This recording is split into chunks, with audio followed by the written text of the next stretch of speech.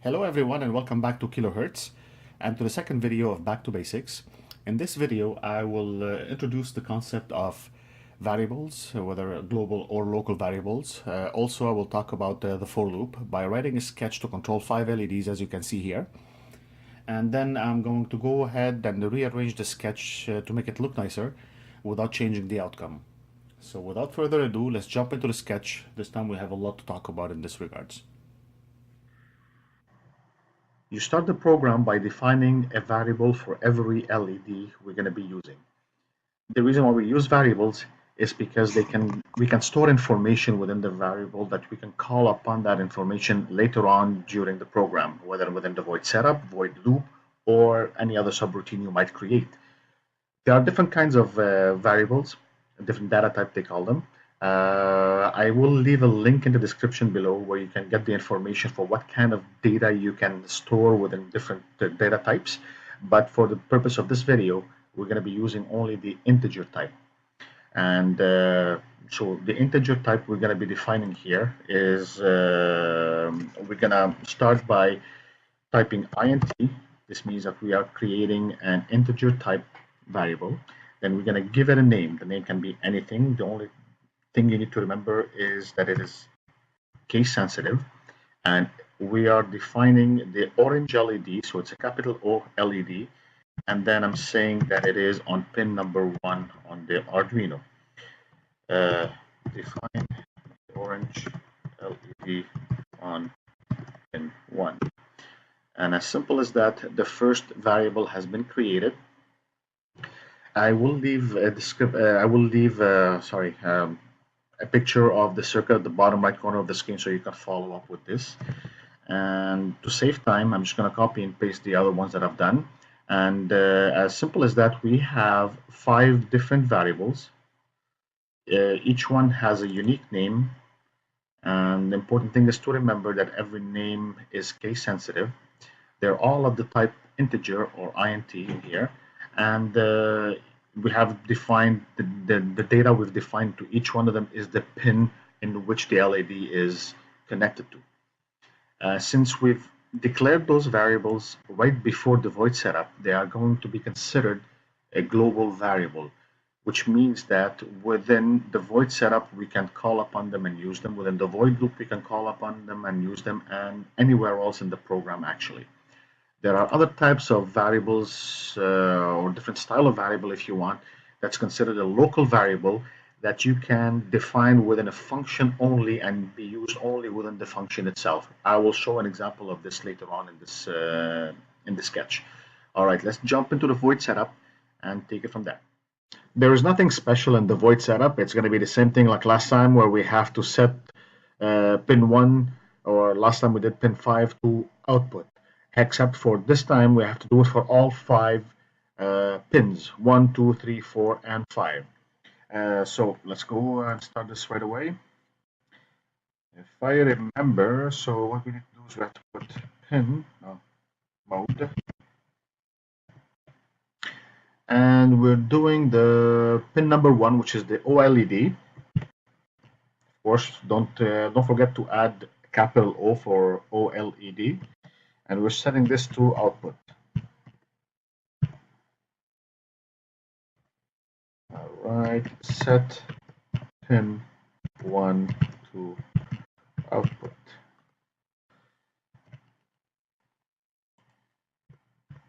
All right, and I just did a copy paste for the rest, so we don't have to waste too much time on this. It's the exact same thing where we're using a pin mode. You specify that pin number 1 is going to be set to output, pin number 2, pin number 3, pin number 4, and pin number 5 as well. And that's the only thing we have to do in this step in the void setup. Next is we're going to move on to the void loop. But before I start the void loop, I just realized that I forgot a semicolon right here. So let's add it. And all right, let's get into the loop right now. Just like last time, the idea is to run a sequence of turn on the LED, turn off the LED, but this time we're going to do it one at a time. So we're going to start with the orange LED, turn on for 1 second, turn off for 1 second, and move on to the white LED, then the yellow LED, then the red LED, then the blue LED. So we're going to be using more or less the same programming like last time. And we're going to use also the same commands, like for example, digital write, and we're going to set it to high and then delay for 1000 milliseconds.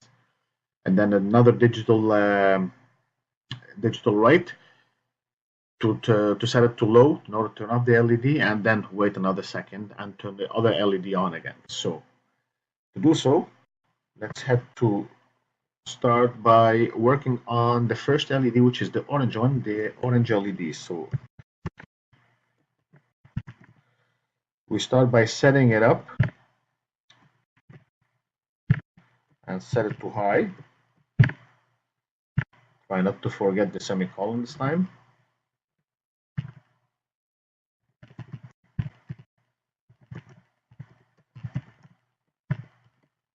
Okay, next thing is to make sure this stays on for about 1 second. So delay.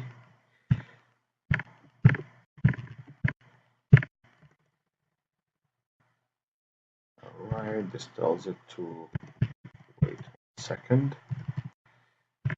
After it waits, something is not right. Typo.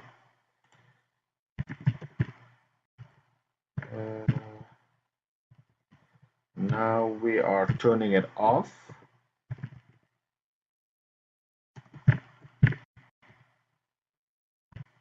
By setting it to low.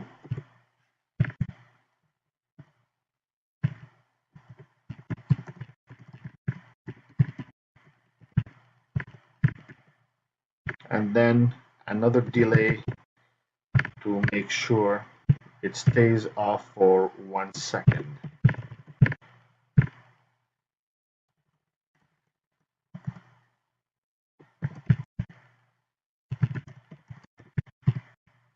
Okay, let's just recap. That needs the slashes. Okay, let's keep it the same. All right, so in the void loop, we are setting the orange LED high. In other words, we're turning on the LED. We're going to be waiting for 1 second, then turning it off and waiting for 1 second. That sounds about right. So if all goes well,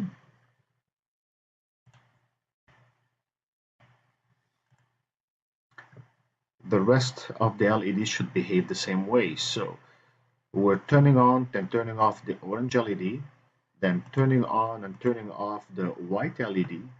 Same thing for the yellow LED. Same thing for the red LED.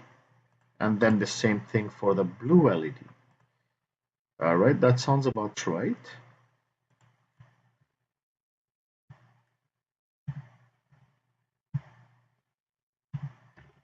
Okay, so let's compile it and see if this works or not.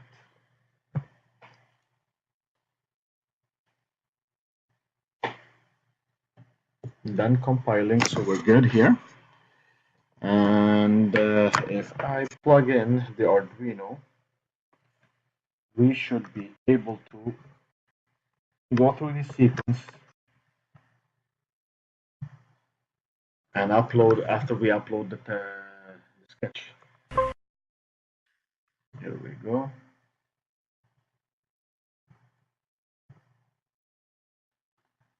Okay, COM3, let's upload. Looking good. White, yellow, red.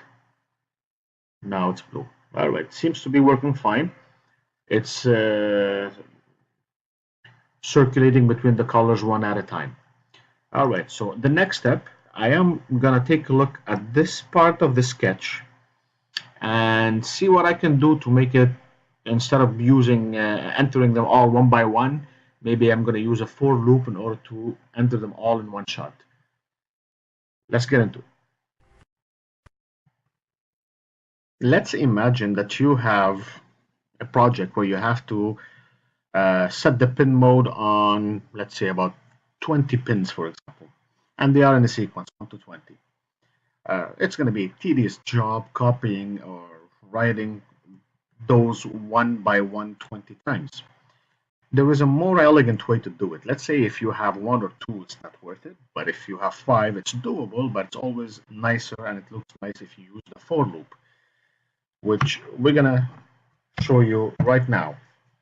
So the for loop, technically it executes the command that you're going to put inside it within the void setup right now. And once the job is being fulfilled, it stops and moves to the void loop. So let me show you how to do it. For example, let's say you start by typing 4, and here is when I'm gonna show you something called the local variable, and it's gonna be a variable available only in the for loop, and it's gonna be only used in this for loop, and that's it. So first thing we do is we have to set the initial condition, which in other words, I want that variable, what did I do? I want that variable to start at a certain number, and that number is 1, simply because I'm starting at pin number 1, and I want it to end at pin number 5. So in order for it to end at pin number 5, we have to say I has to be less than or equal to 5, and then go ahead and increase I by 1. Well,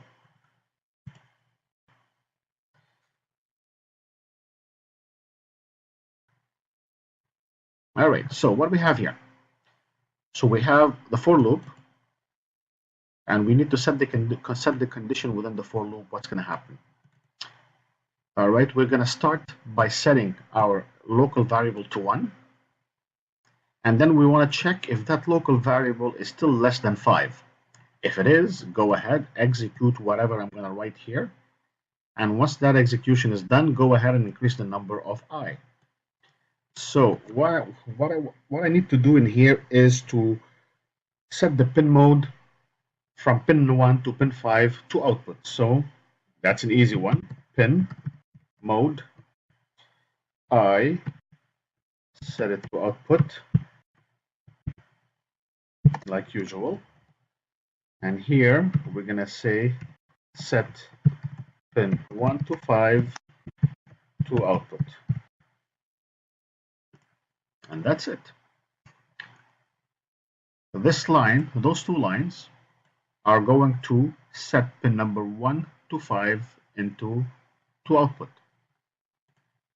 The way this works again is we start by typing 4 to initiate a for loop, and we open up small bracket and we put a local variable and we set the initial value to 1, which is the first value that we need.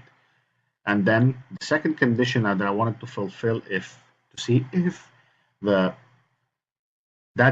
value is less than the target number, which is 5. And yes, it is, because we've set it to 1. So go ahead, take pin number 1 and set it to output, and when this is done, go ahead and increase the number of I by 1. So I becomes 2, and let's do it all over again until I becomes 5. So when it comes to check if I is equal or less than 5, and it finds that yes, the condition is still correct, it goes into the pin mode, set pin mode pin 5 to output, and increase I to 6. When it comes to validate if I is still less than 5, it finds that the condition is false, it stops the for loop and moves on to the void loop. And it's as simple as that. It's a lot more elegant than what we had before initially. Let's compile it. It's done. And let's plug in the Arduino to find out if it still works as intended or not. All right, let's upload it. Upload is done. And yes, it is. It's working as intended and it's working fine. There you go. All right, so there you go. We brought the void loop from 5 or 6 lines down to 2 lines. Now, what's stopping us from doing the same thing for the void loop?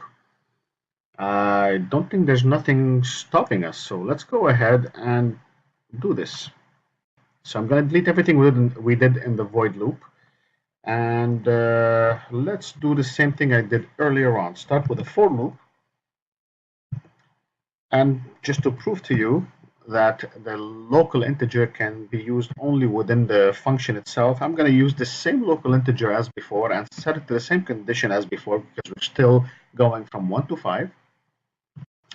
And the same condition also need to be fulfilled at the end, which means it has to be 5 or less than 6. So before I wrote I is less than or equal to 5. This time I'm just going to write less than 6.